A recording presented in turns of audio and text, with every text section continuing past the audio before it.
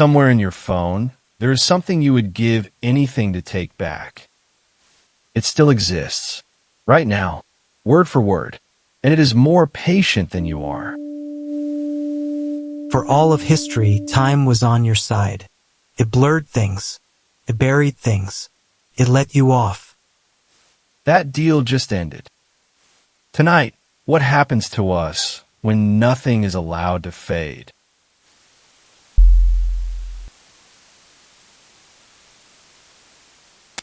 Start with a fact that sounds like a tragedy, but isn't. Almost everything humans have ever said, written, or done is gone. Unrecorded, crumbled, burned. Historians would call that a catastrophe. Some of it was. But live inside it for a moment. The stupid thing you said at 19, gone. The debt your grandfather owed, lapsed. The feud between two villages, dead, because everyone who remembered it died. Forgetting wasn't the failure of the old world. It was its immune system. And moving away actually worked. New town, new name, new person. The old you stayed behind because nothing carried it forward. Even your own brain agrees. Memory science has spent a century learning that we don't record the past. We rebuild it every time we remember. Softer each time, kinder each time, usually. So forgetting isn't the opposite of memory. It's part of how memory works. Hold that, because we just built the first memory in history that doesn't do it. In 1942, Jorge Luis Borges wrote a short story about a young man named Funes who falls from horse and wakes up unable to forget. Funes remembers everything, every leaf, on every tree, on every day he ever saw it, every face at every angle, in every light. That sounds like a gift. Half the internet would take that deal tomorrow.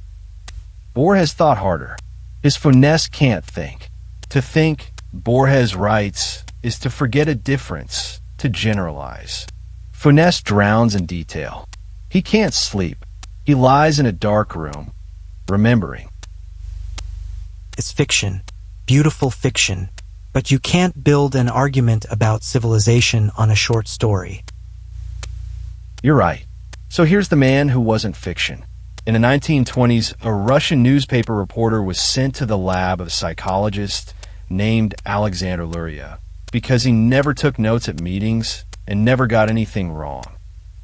Luria studied him for 30 years. The man, Solomon Shershevsky, could memorize anything. Tables of numbers, poems in languages he didn't speak. Decades later, unprompted, still there. And the cost? He struggled to recognize faces because he remembered every version of a face, and people kept changing. Poetry confused him. Metaphor requires letting the literal go. And what he wanted, more than anything, was a way to forget. He would write things on paper and burn the paper, hoping the fire would take the memory with it. Did it? No, the fire took the paper. So the one human being who actually had the thing we're building spent his life trying to give it back. Now hold the scale.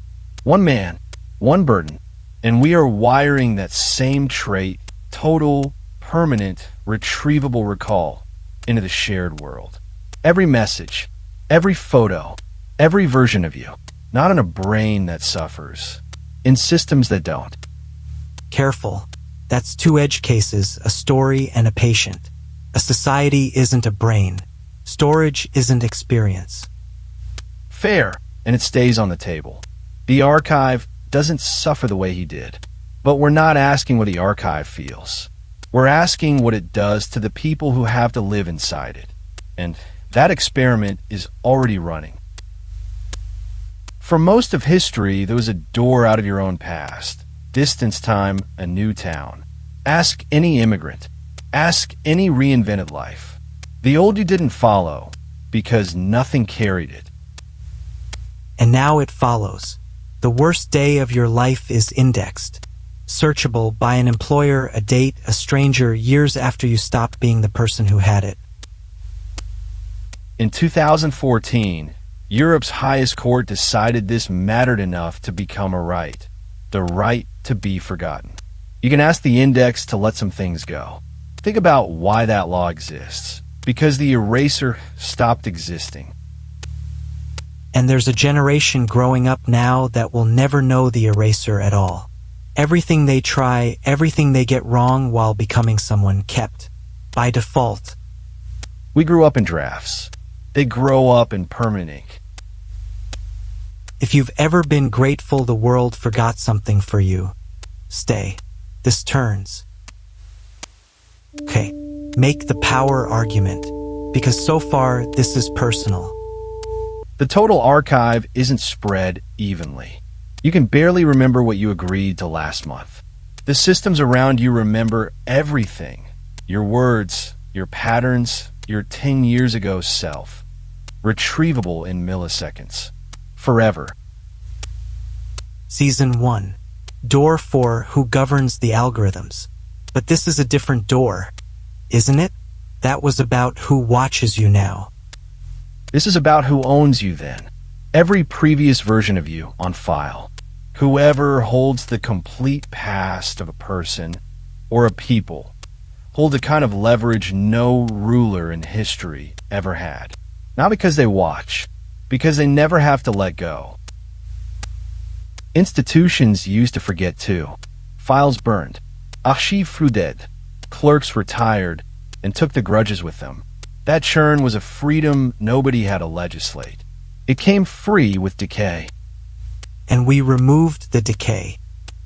We built the one-way door. Information goes in. Nothing comes out. Not because anyone is cruel, because letting go is no longer anyone's job. So give me the turn, because the whole debate, is it good or bad that nothing is forgotten, feels stuck. It's stuck because it's the wrong door. Here's the right one. Forgetting was never the enemy of memory. It was the beginning of forgiveness. Every mechanism of mercy we've ever had, the lapsed debt, the spent conviction, the childhood mistake that stayed in childhood, quietly depended on decay. We didn't design forgiveness. We inherited it from entropy.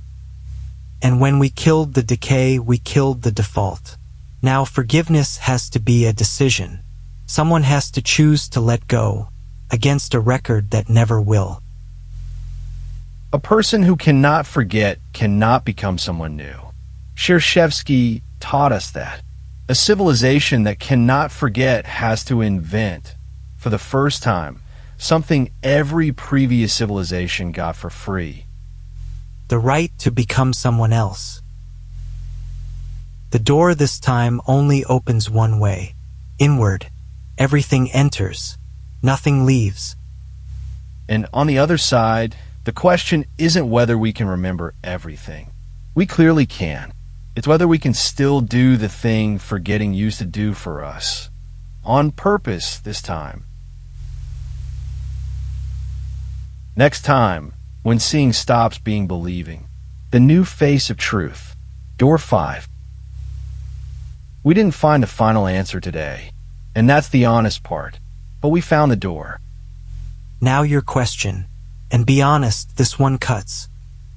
If nothing you ever did could be forgotten, would you still have become who you are? This was the brand door.